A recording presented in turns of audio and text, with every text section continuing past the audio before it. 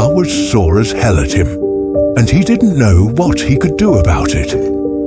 He huddled in a corner of his room, not liking the smell one bit, but knowing that the stench would soon clear out, and that life inside the old farmhouse would eventually come back to normal within a few days. Until then, he didn't know how long it was until he was going to be able to sit down again. It was beyond his ability to act any differently. Hell, he had loved that little dog with all his heart and soul, and he couldn't bear the thought of being parted from it. So, he had done the only logical thing he could see to do under the circumstances. Why didn't any of them understand? It had all started when he was walking Scoot in an old field by the road. On these expeditions with an old cord tied around his dog's neck, he would follow wherever Scoot's nose led them. Come on, boy, come here. Often, it was burrowing through the dips and rises in the fields, looking for field mice and the occasional rabbit. Then, when boy and dog were exhausted by play, they could both sit under a tree and watch the sun dip behind the clouds, until Ma stood on the porch calling them in for dinner. On the particular tragic day that stood out so terribly in his memory, he had not had the dog leashed, and instead was playing a game of fetch with a little rubber ball he had picked up somewhere. He would walk along, throw the ball out, and let the dog go hunt around in the tall grasses for it while he ambled along behind. It had been several moments later that he saw the dog poised, as if to strike, and heard her growling menacingly.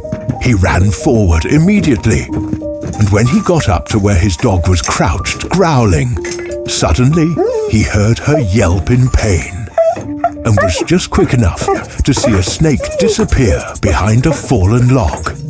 He looked down at his feet, and the dog lay dead. He had walked home in a daze, the tears not falling until he too reached the safety of home and the arms of his mother. His father, a stern old farmer who entertained no nonsense, was even a little taken aback. And it was not long before he had tromped out the door and across the fields to go claim the carcass of the animal.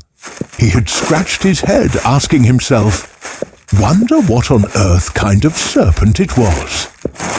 He brought the carcass back, slung over his shoulder, and laid it in the barn.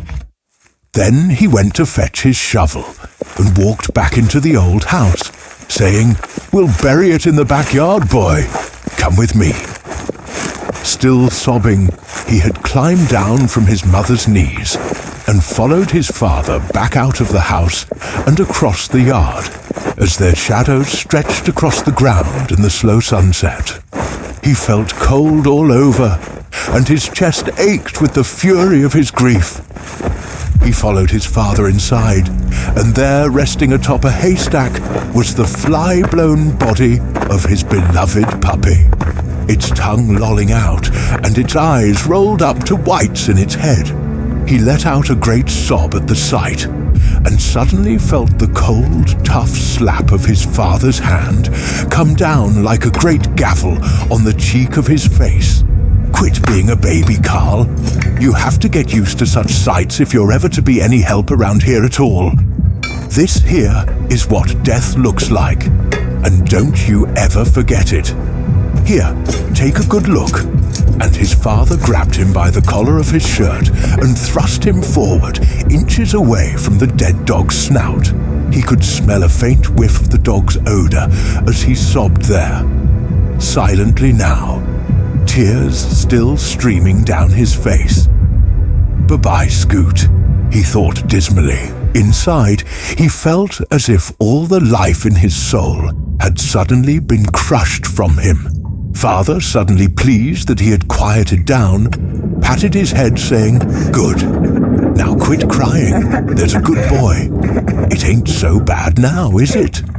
Death is just something you have to get used to. Everything dies, Carl. Everything. One of these days, your mother will lie, just as dead as that dog there. and I and your sister, and all 3 are kinfolk and friends. And one day, even you will die, Carl. It does no good to worry about the dead. It's the living that require the care and concern. Now come on." And with that, his father grabbed his shovel and walked out of the barn. He went to a little corner of the backyard next to the garden, under an overarching tree, and began to solemnly shovel a little earth until he had a small hole dug that he adjudged sufficient.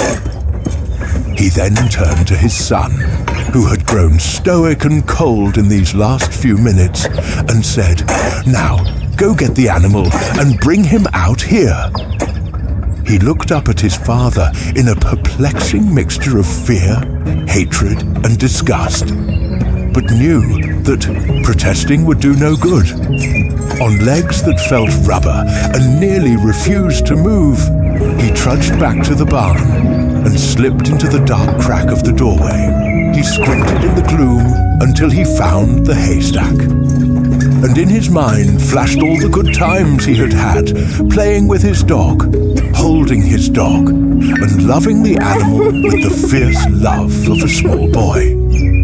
He did what he could to stuff the great wail of pain that was threatening to burst out from his chest again, and instead adopted a new, curious fascination for the little husk of flesh that now lay before him. It seemed both curious and frightening at the same time, that bizarre suspension of movement that rendered what had previously been his living pet into little more than a stiff mockery that simply bore the physical form. Where did the movement go? The breath? Why were the eyes so dull and white? He shuddered, feeling a wave of nausea grip him as he stared at the dead little thing. And then he heard his father call from the yard, Boy, hurry it up in there. Dinner's getting cold." He swallowed hard, put his hands on the cold fur, and picked up the dog. Surprised at how heavy the dead weight felt in his arms, he carried it in both arms before him, not liking the smell, the feel of the thing, nor the buzzing flies that seemed to dot to and fro over the surface. He walked slowly with it held out before him to where his father was standing, leaning on his shovel with a hand-rolled cigarette perched between his lips. He laid his burden on the ground next to the hole, and his father paused for a moment, heaved a sigh, and scooped the dead dog up in his shovel, depositing her in the hole rather unceremoniously, and with the same heavy plodding surety with which he performed all of his other considerable tasks and chores. He then patted down the dirt, and Carl's mother came out of the porch for a moment, folded her arms, and then walked over to the burial place in the yard. She looked down at her son and said, "Ain't there something you're forgetting about, son?" He looked up at her through eyes that were red and puffy. She seemed every bit as large and foreboding as his father in the gathering gloom of twilight. "You should say a prayer, Carl.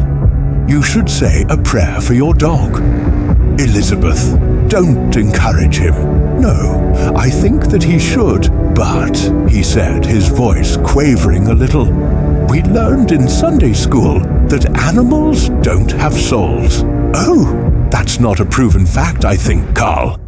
Anyway, a person should pray at a time like this. And don't you think we could all use a good prayer right about now?" So his father removed his cap, and his mother bowed her head as he began to fumblingly offer a few words for his dead dog. "Our Heavenly Father, please make sure that Scoot is okay there in heaven, and take real good care of her, and forgive her if she ever done wrong by anyone while she was alive. Amen. Amen," intoned his mother, and his father followed suit. Inside his heart, though, he hadn't really prayed to God at all. He had cursed God for using a filthy old snake to take his beloved pet away from him. And as his mother had bade him go and wash up, he began to devise a fantastical plan to bring Scoot back and make things normal again. He ate little that evening, and after his chores were done, asked permission to go upstairs, complaining that he didn't feel well 5 enough to sit through the family Bible devotions. His mother, understanding of the way he felt, relented, but he could see that it pleased his father not a bit. "Are you sure, Carl? A fellow that feels as sorrowful as you might do well to hear a little from the Bible might make you feel a darn sight better, might it not?"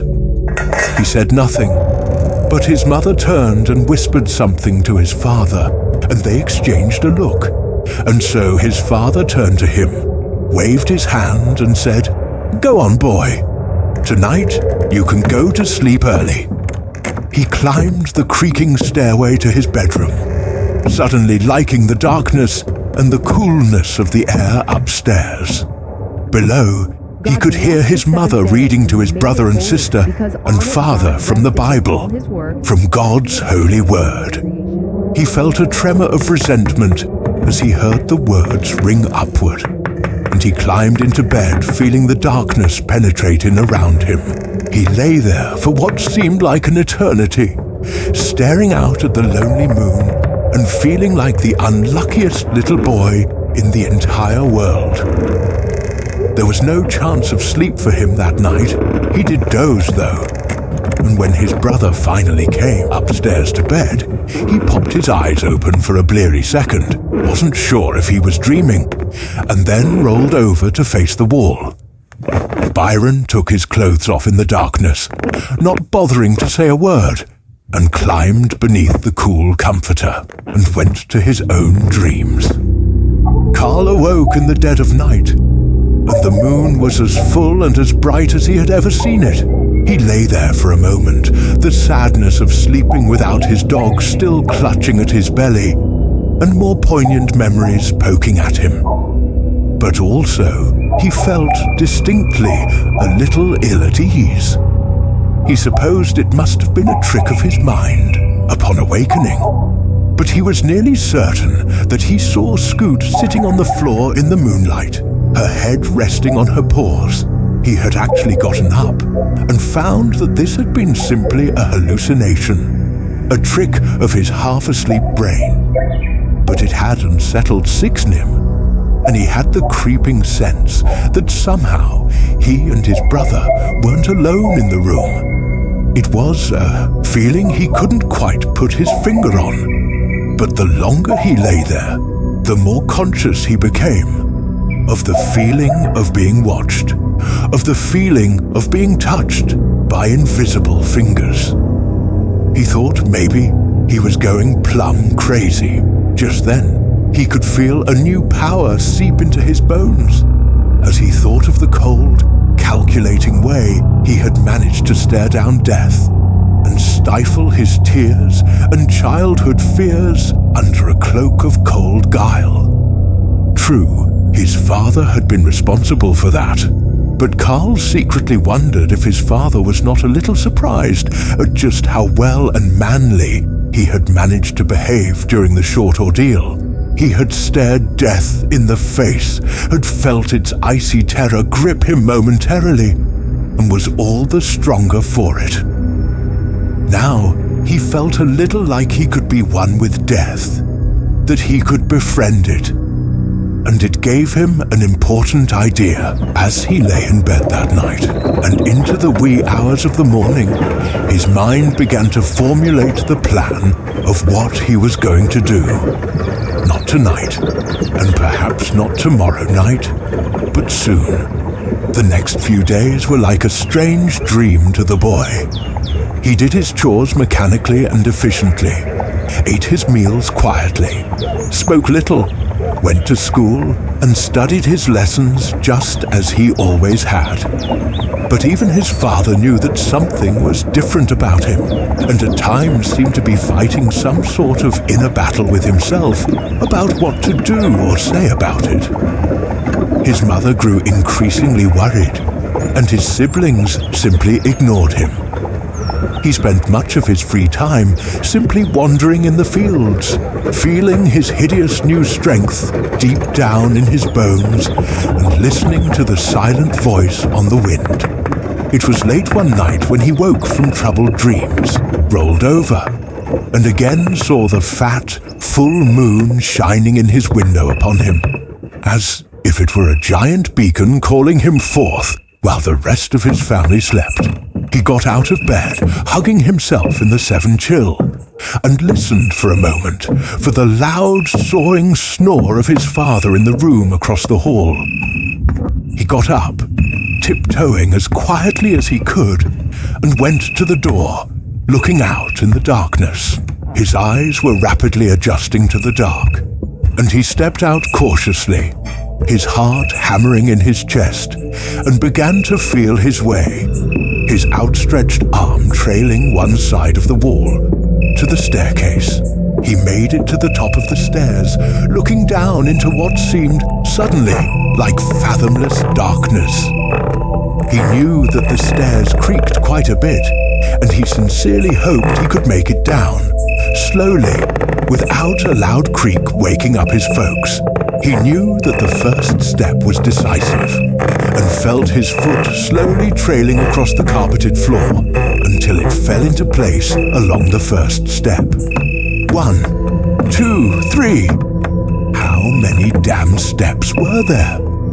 It seemed like he had been walking down them for an eternity. Suddenly, his foot must have hit a bad spot, because a loud, grinding creak erupted and pierced the darkness like a banshee cry. He felt his heart began to race as he stood perfectly still, not even daring to breathe, his blood pressure pulsing in his ears. He listened for a moment, sure that any second his father would appear as a hulking black shadow in the moonlight. His heart thumped madly in his ears, so loud he was certain that it could be heard outside and down the road. He felt his blood pump like ice water through his veins. Time seemed to have ground to a halt. With hammering nerves, he continued walking down the stairs, trying desperately to control his breathing, and suddenly realizing that he had to pee. His eyes had adjusted to the darkness now, and he could make his way more easily. He crossed the living room in swift and silent steps. He went into the darkened kitchen and out the back. The coolness of the doorknob felt good in his throbbing palm, and he twisted it slowly, not liking the little rattle of the brass as the door slowly swung inward. Outside, the milk-white light of the early 8 morning stood revealed to him in occult wonder.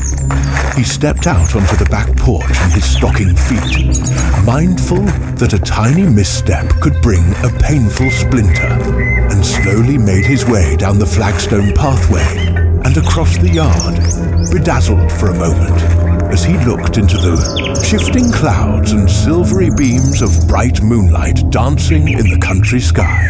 He stopped for a moment, letting the cool breeze and the deep, rustling purr of night magic play into his soul. He then went, slowly, as if in a gradually increasing trance, toward the overarching branches of the old tree. He knelt at the little mound of earth, beneath which the body of his doggy lay mouldering amid worms and bugs. He felt the sadness nearly well up again, but he also felt something entirely unlike himself as well. It was a feeling that he had never experienced before, a kind of power that the shifting beams of moonlight imbued his soul with in these distant hours before sunrise. He could hear the chirp of cicadas and the gentle blowing of leaves and tall growing things, and he knew for a moment that he was a part of it all, that he had somehow broken through an invisible barrier this night. Getting out of bed and actually coming out here by himself had been the decisive act.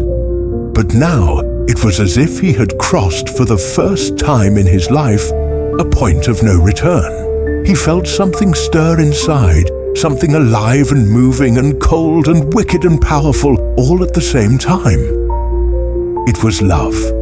Love and death together as one inside himself. He was, for a moment, in communion with the vast secret of all living and dying things, and he was as close to the beetling bugs and the burrowing worms of the earth as he was with the ghostly shafts of moonlight, the fairy clouds and crooked branches and rustling leaves. It was all of him. He was infinite and contained multitudes. He knelt, digging trembling fingers into the earth. He fancied below him he could hear the mumbling vibrations of his dog, feel the pulse of something giving birth in a cocoon of earth and rot. His fingers ate up the clumps of dirt until, at long last, they touched the rough, matted fur of what had been, a few days earlier, deliberately buried.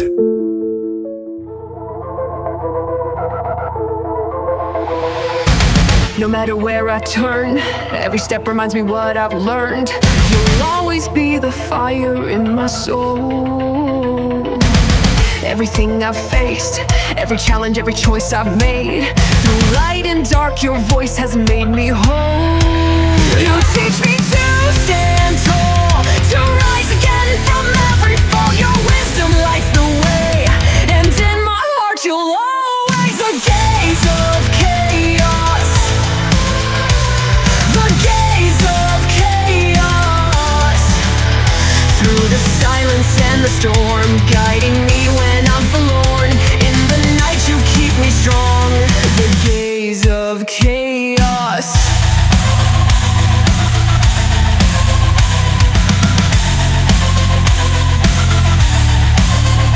When the world begins to fade, you remind me I'm not afraid. Through the dark I